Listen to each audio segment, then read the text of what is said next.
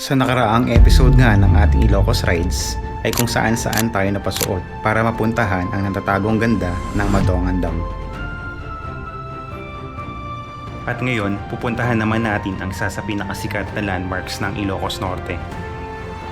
Ito ang Bangi Windmills. Pagkatapos ay dediretsoin na natin ang biyahe hanggang sa dulo ng Ilocos Norte, kung saan makikita ang Patapat Beach na tinatawag din French Riviera of the North. So buckle up mga sir, dahil sa episode na ito, marami pa tayong makikita ang mas malalawak na kalsada, magagandang tanawin at syempre, mas solid na adventure. Tara, simulan na natin. Let's go! Good morning! Dito na tayo nagstay sa Lawag. Mag-check out na rin tayo para magbiyahe papuntang Bangi Windmills tsaka Patapat Beach. So ngayon, 6 a.m. na, magsi 6 a.m. Sunrise na dun.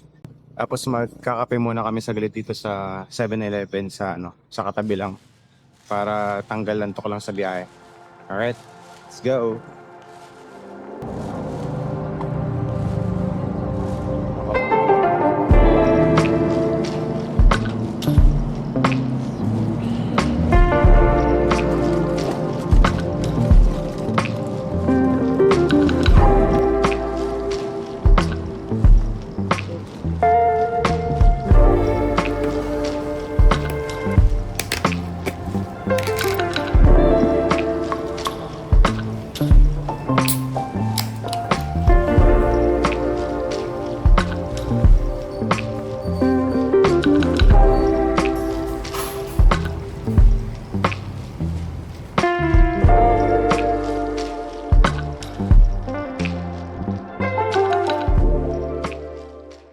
Alright, good morning ulit sa mga nakasubaybay sa atin. For today's adventure, pupunta tayo ng Bangi Windmills at Patapat Bridge. Dito tayo galing sa Lawag City. Isang oras lang yung biyahe natin from here going to Bangi Windmills. Ang oras na is 6:11 a.m. Kakasikat lang ni Haring Araw. Gumising tayo ng maaga para hindi ganun kainit yung magiging biyahe natin. Alright, let's go! Dito pala tayo sa Pasukin Diversion Road. Sarap ng mga ganitong rides. Alam mo yan, no? Long road, bundok. Tapos ramdam mo yung hampas ng hangin. Morning breeze. Tapos nagchi-chill ride ka lang dito. Ay, sarap magmotor talaga. Sarap. Iba talaga yung feeling pag nagmomotor tayo compared sa nakasasakyan. Yes, comfortable tayo pag nakasasakyan. Pero iba yung pakiramdam pag nagmomotor ka Iba yung freedom Parang you're one with nature. Yun. Ramdam mo yung simoy ng hangin lalo na pag nasa probinsya ka na. Ay, mga ganitong daanan, ganitong view. Tas chill ka lang nagmomotor. Okay. Let's go. Wow. Kalmado ng dagat dito May nabasa ako may bagyo daw Bagyong Ising. Dito sa part na to makulimlim. May part na makulimlim, may part na maliwanag. Pero sana huwag tayo abutan ng ulan sa may Patapat Bridge para makapagpalipad tayo ng drone para masulit yung biyahe natin. Yun tanaw na natin yung pinakaunang windmill. Hey! Ganda dito. 11 kilometers na lang. Kita nyo ba yan? Solid. Patikim pa lang yan. Ganda dito talaga. Sarap bumiyahe ng norte. Para naka-close up tong windmill na to. Laki. Para matatanaw mo na, mahahawakan mo na Welcome to Bangi, Ilocos Norte, the home of the windmills. Pinapakaliwa na tayo dito ni Google Maps. Windmills, this way. May signage na siya. Welcome to Purok Barikir. Welcome Tagipuro. Galing dito sa Ilocos, no, ang lalapad ng ilog nila. Walang masyadong ganito sa sa Batangas. Kaya yung mga tulay nila dito ang haba din. Bangi Windmills dito daw. Left, tapos right agad. Dito lapit na. You know, dami. Dami, grabe. Dami doon sa kabilang side na yun, no. Parang iba yung dinaanan natin last time. Wow. Mayat parking. Dito lang. Dito na parking. Dito na tayo. Dito na tayo. Kaso hindi pwedeng bumaba doon. May iba kaming napuntahan last time Mas maganda yung view. Hanapin namin mamaya kung saan yung spot na yun. Pero dito sa Barangay Tagiporo, hanggang dito lang. Ayan, hanggang dito ka lang. Tapos may view deck dito. Pwede ka umakyat dito.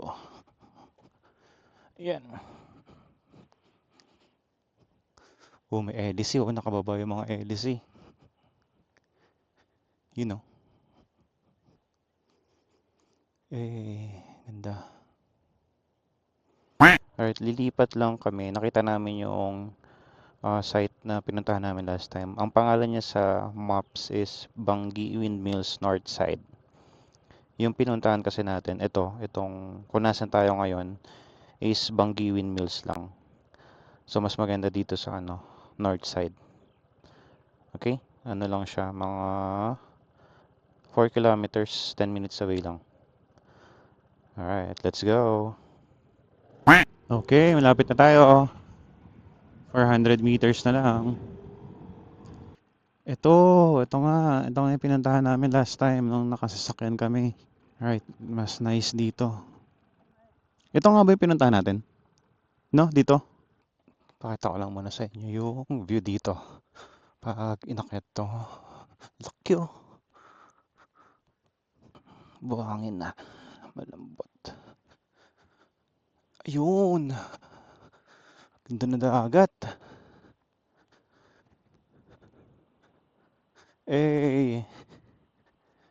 Ganda. Yun.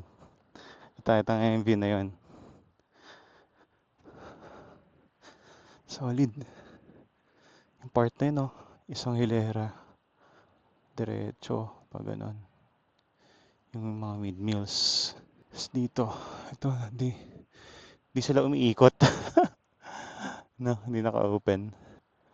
Ito yung view dito makikita nyo. Pag pinuntahan nyo yung Bangi Windmills North Side sa maps. Right.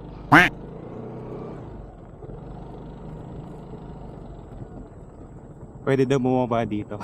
Baba natin yung motor para mas maganda yung picture natin.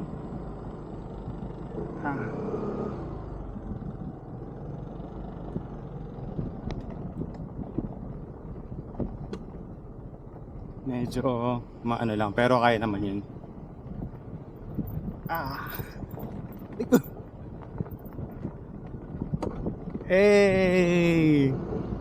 Sarap. Welcome sa Bangi Windmills, ang isa sa pinaka-iconic na destinasyon dito sa Ilocos Norte. Ito rin ang kauna-unahang wind farm sa buong Southeast Asia. At bawat isa ay may 70 meters ang taas na nakaharap sa West Philippine Sea. Hindi lang ito isang nakakamanghang tanawin, sila rin ay nagbibigay ng malinis at renewable na enerhiya para sa libo-libong kababayan natin dito sa Ilocos Norte. Kaya't hindi na nakakapagtaka, landmark na talaga ito ng Ilocos. Dinadayo ng mga biyahero at riders mula sa iba't ibang panig ng Pilipinas. At ito naman ang Patapat Viaduct na mayroong vibes ng mga coastal roads ng France, kaya tinawag din itong French Riviera of the North. Originally ginawa para iwas landslide at gawing mas ligtas ang biyahe. Pero dahil na din sa malawak na dagat at lunti ang bundok, naging paboritong stopover na ito ng mga riders at travelers.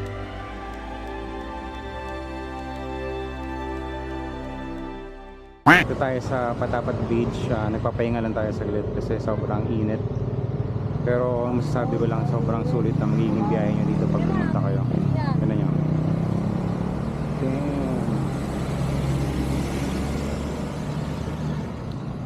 Daming mga riders, mga nagpipicture dito, mga turista.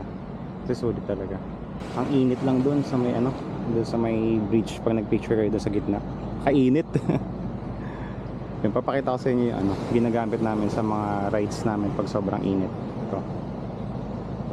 Yung prickly heat. Yung spray lang sa katawan, sa likod. Kahit pa paano naiibsan yung init sa biyahe. Nabili namin to sa sa Thailand. Pero meron naman nabibili online din. Try nyo rin to. Prickly heat. Ayan. Ay, dati yan. Wow, merienda. Okay. Ito, Tapos empanada. empanada. Next na ako sa empanada. Hindi na mainit. Okay lang. Pati nga ng gutom face. Pansin. Merienda muna. Ganito kainin ang empanada. Paano nga yun? Oo. Hmm. Tapos, di suka. Sukang ilo ko. Gimasan. Napit. Gimasan. Ito.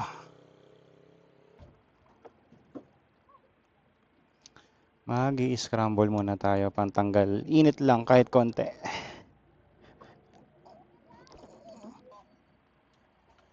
Mas magana scramble? May 40 po, 50 tapos 60 po sir yung sa large. 50. To 50. Basit lang kanya. 40. Ayun 40. Isang 40, isang 50. Yung. Sago.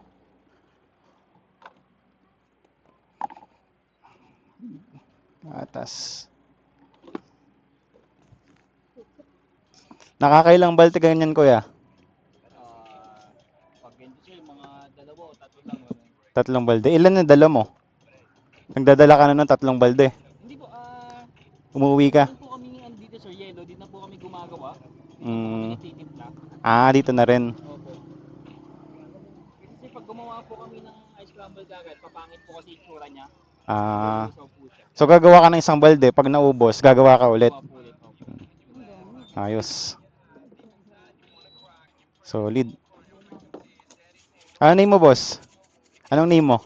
Denmark po. Denmark. Kaway ka muna sa camera. Ito, boss. Thank you, boss. Thank you.